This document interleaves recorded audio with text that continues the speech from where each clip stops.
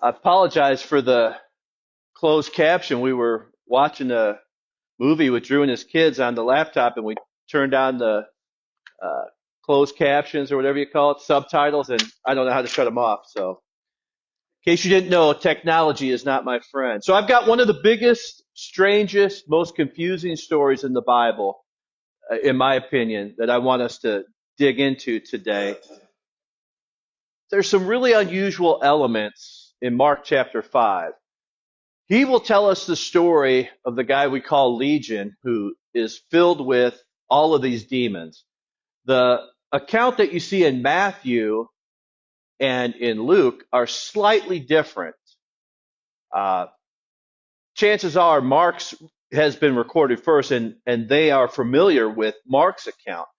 But one thing I want you to ask yourself when we get into the story is, why is this guy possessed? Did he do something wrong? Was he a victim of circumstances? What's going on? The bigger question, the more confusing question that we really need to wrestle with is, why does Jesus cooperate? Why does Jesus accommodate? If you're familiar with the story, and we're going to look at it, they come to Jesus and they say, don't make us leave this area, right? Why does Jesus make these concessions? And then another big question I want you to just kind of let sit in the back of your mind. Why does the community reject Jesus at the conclusion, right? The guy is possessed. Jesus casts the demons out into the swine, and the people in the community are like, see you later, alligator. We don't want you around. So keep that in mind. All right. That's pretty small, so I doubt you can see it.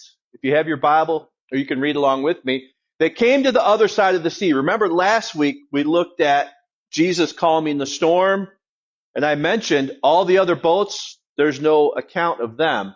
So they come to the county of the Gerasenes, and when Jesus stepped out of the boat, immediately, remember Mark loves to use that word immediately. It's an action word. Things are happening quickly. Boom, it pops on the scene, right? Immediately there met him out of the tombs a man with an unclean spirit. So he's doubly unclean. Jewish tradition doesn't allow you to come in contact with dead people or be near the tombs or in that environment and then be able to be part of the community. You have to go through a cleansing period if you have contact with the dead. So he's ceremonially unclean and spiritually he's unclean. He lived among the tombs and no one could bind him anymore. Now pay attention to how Mark phrases this. Even with a chain, he's so strong, he's able to break chains, shackles, barnacles, whatever you want to call them. He had often been bound with shackles and chains, but he wrenched the chains apart and he broke the shackles in pieces. No one had the strength to subdue him. The guy is terrifying.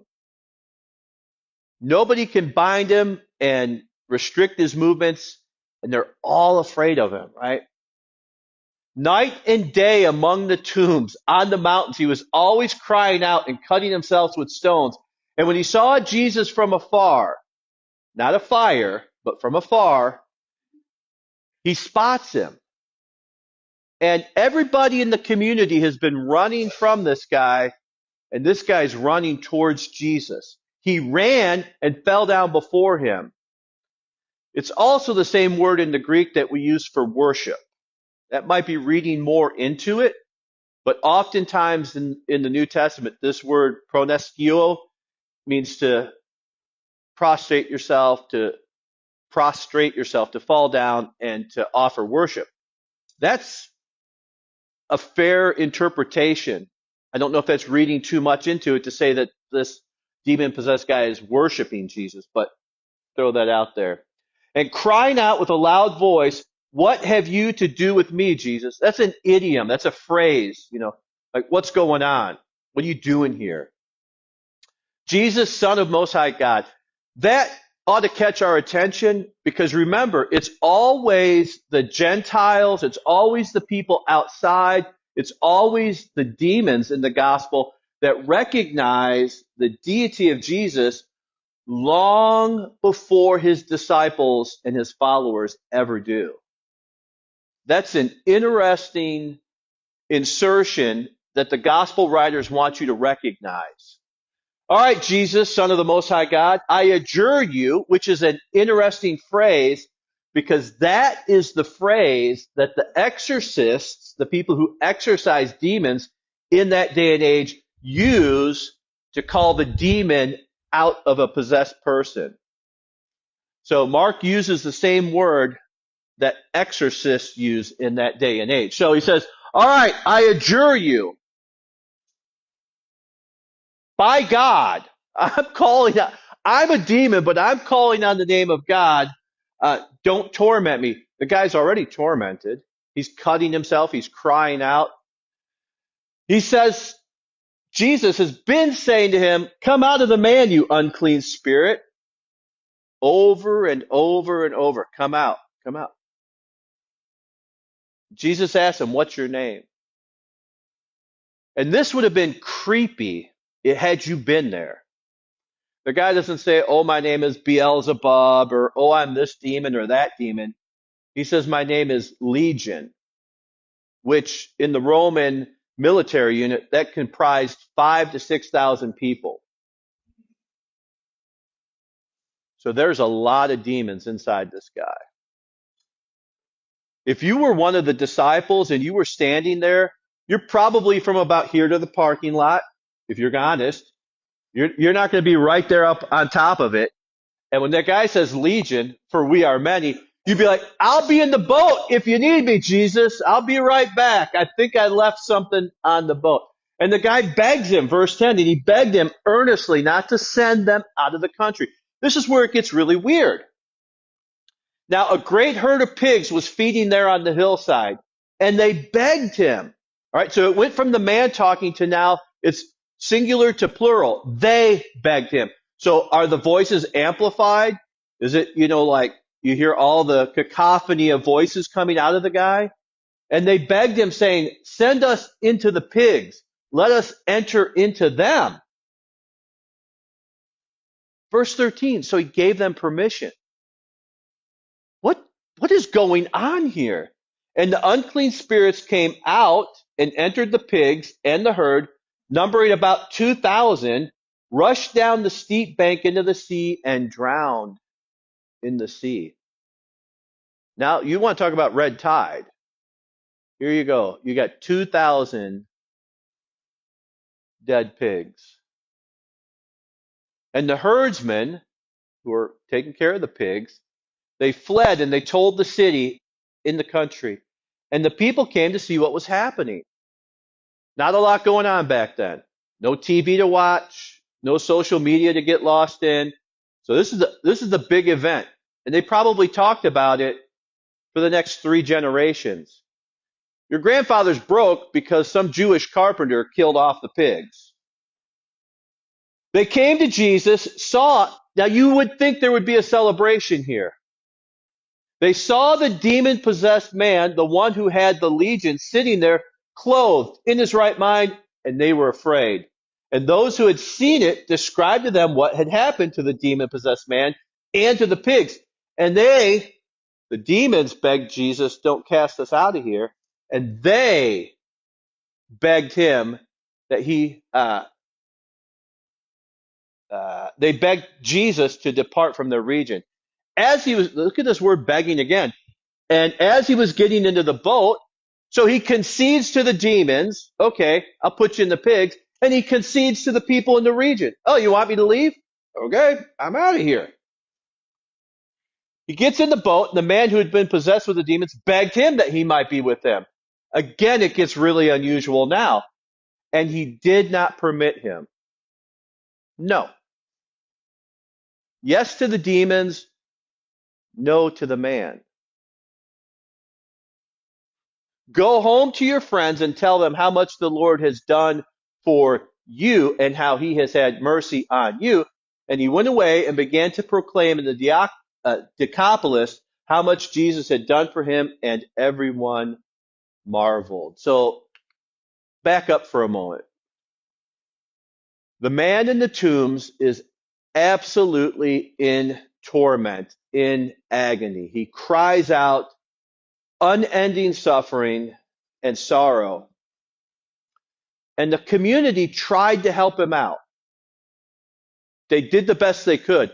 We'll just bind him with chains and let him ride this out.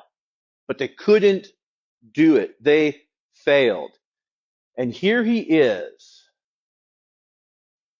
living among the tombs. And that's not really living at all, is it? However this evil consumed the guy, there's the consequences. He's existing, but he's not really living. He's alienated from the community, and he's completely, again, doubly unclean and completely pitiful. It's a miserable existence. And people that are living miserably typically are the greatest threats that we face. The people that are hurting, that are in pain, that are desperate, that really don't have much of a chance. And so you see Jesus interacting with this guy. And there's no aggression, there's no critique, there's no shame, there's no judgment, there's no attack like you would expect. And the man who is in torment begs not to be tormented by Jesus. So the question that theologians have wrestled with for nearly 2,000 years, are the demons asking, don't like hurt me and wound me and punish me on the spot? Or are they talking about the final torment? Don't cast us where we know we are going. I'm sorry, I've got an earbud in so that the phone can record on Facebook, and I guess my head grew over the weekend because now my earbud feels like it's falling out. I apologize for that. So let us stay here in this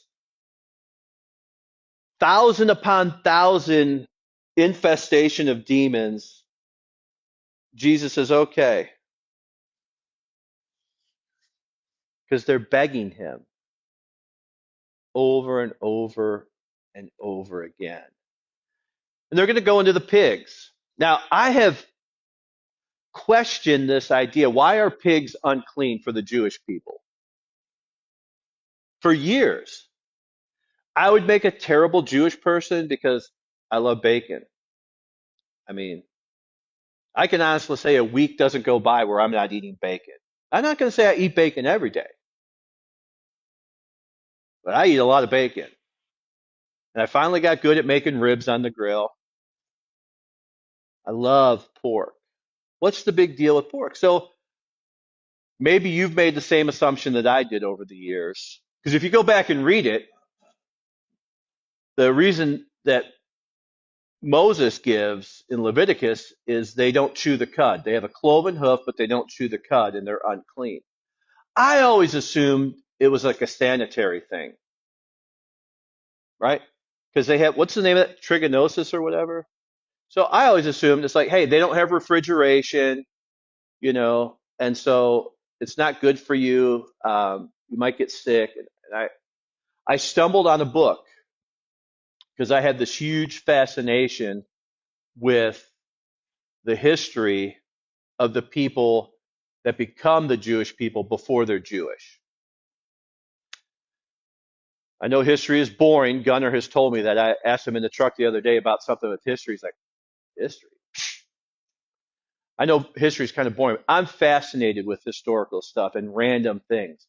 And so I picked up this book on the culture of Abraham's people before they come out of Ur. And I'm reading through this book, secular book, atheistic book, and all of a sudden I stumble on this random paragraph. The popular god of that day wasn't the sun, like in Egypt. The moon was more powerful. And the name for the moon god is spelt the same way we spell the word sin. So when you look at that, you would think sin is in the bad stuff that we commit, but that was just the guy's name. And guess what these guys used in their religious ceremonies? Any guesses?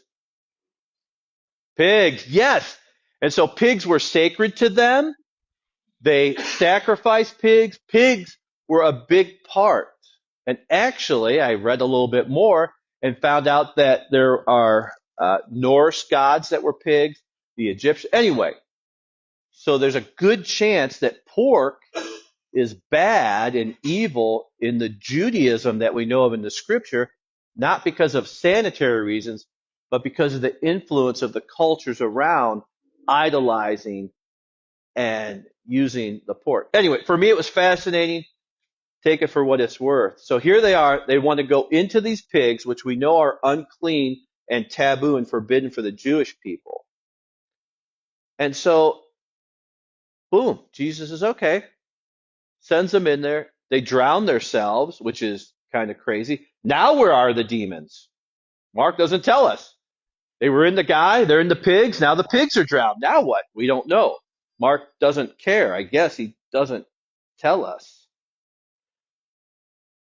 But the guy goes from completely uncontrollable, threatening, destructive to now he's calm, cool, collected.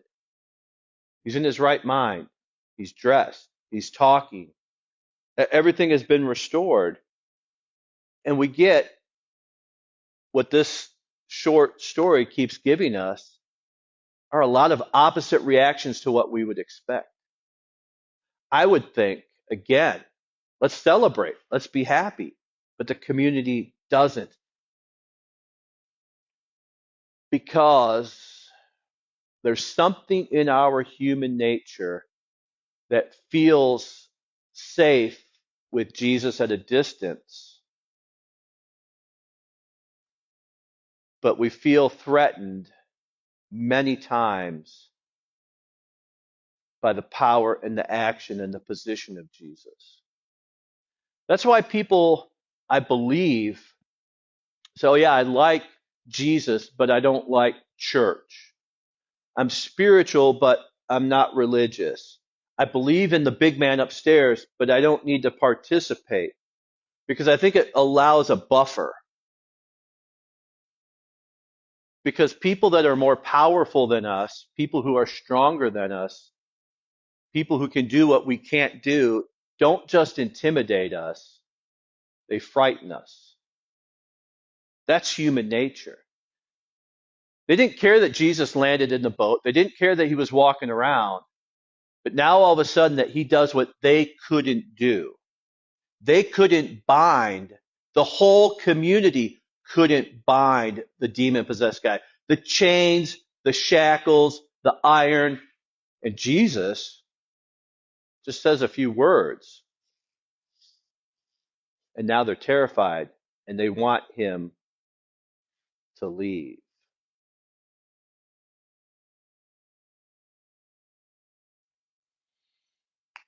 Now I want you to ask a very important question. The demon-possessed man, now clean and in his right mind, makes a simple request of Jesus. Hey, you just did something really incredible in my life. I kind of want to hang out with you. I'm pretty grateful and I want to spend some time. I want to be with you. I want to be part of your posse. I want to ride back on the ocean. And Jesus tells him no. I want you to ask yourself, what were the credentials that Jesus sees in this man when he tells him, Jesus did not permit him, but said, go home to your friends and tell them how much the Lord has done, how he showed mercy. What are the credentials that Jesus sees in this guy to, what's the term? I'm drawing a blank here. Not commission. When you ask somebody to do something, well, whatever that word is, you think of it, you fill it in. I guess we'll just use commission. When Jesus commissions this guy, notice as the first missionary. He's the first evangelist in Mark's gospel. Mark is the oldest gospel. What are the credentials that Jesus said, okay, you are qualified to go and spread the news of the kingdom? Also ask yourself, how much training did he receive? Right? Because most people have an interior intimidation when it comes to evangelism or sharing the good news. Oh, I could never do that. I've only been a Christian for 40 years. I couldn't do this. I couldn't, right? I mean, think about when we were in churches with a traditional Sunday school, right? And you tap someone on the shoulder and say, hey, could you teach a Sunday school class? Let me pray about it first, right? And then we think, oh, I don't really know enough. All right? Wad all that up, put it in the back of your mind and think, what did this guy have? How much training? What did his preparation consist of? I'll give you one word. I can't hear you. None. Okay. So he had none in the training, none, you're right, Lord, none in the credentials, but I'll give you one word that he did have: experience. He received, listen, he received an experience of interacting where Jesus has done something that no one else could do in his life.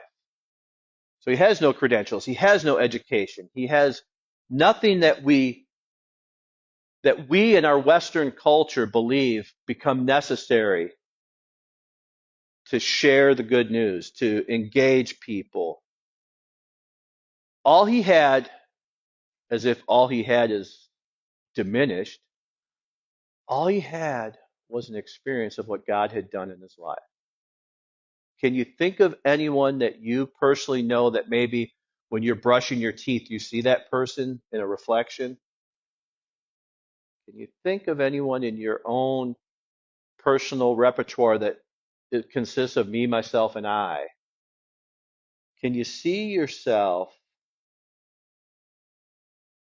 and look at what God has done? Read again.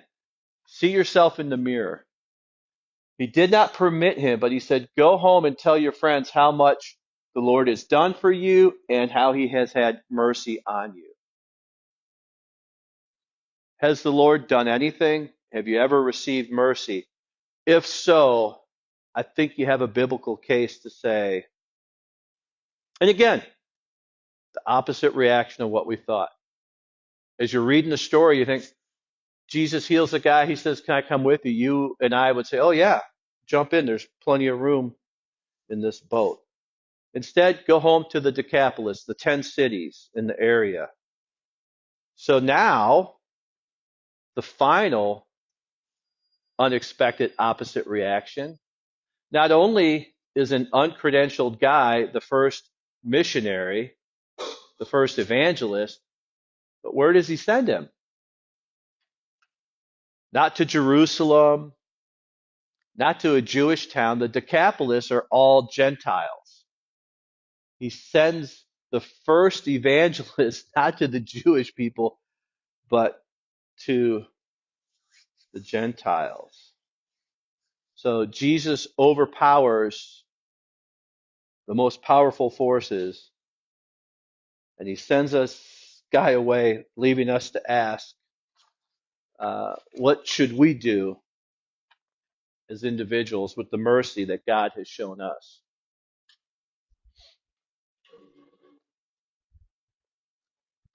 Let's stand and sing, shall we?